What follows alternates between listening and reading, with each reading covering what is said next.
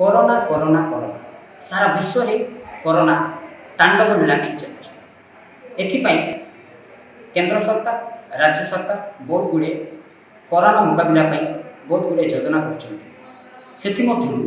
राज्य सरकार प्रत्येक पंचायत रे सरपंच मानक कलेक्टर बा गुरु दायित्व देइछथि। आगामी दिन में कोरोना मुकाबला किपरि करिवे ता उपरे मुख्यमंत्री के सह वीडियो कॉन्फ्रेंस माध्यम शपथ पाठ करथिले।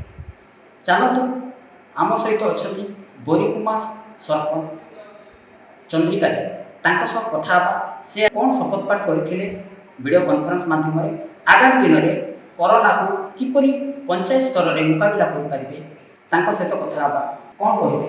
आज मुख्यमंत्री को कॉन्फ्रेंस जो शपथ पाठ करते आगामी दिन में कोरोना को किपरि मुकाबला करेंगे कौन कौन पदक्षेप नेबे।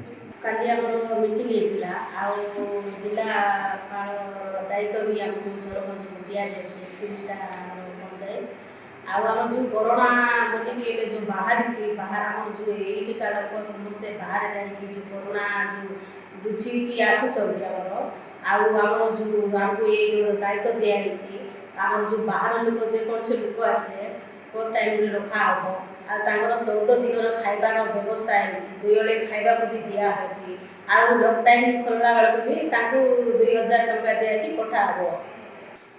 देखा जाऊ राज्य सरकार जो सरपंच मान ऊपर जो भरोसा कर जो गुरु दायित्व देते आगामी दिन में कोरोना किपरि मुकाबला करेंगे देखा बाकी रहा। कोरापुट बोरीकुमार विजय साहू कोणार्क न्यूज।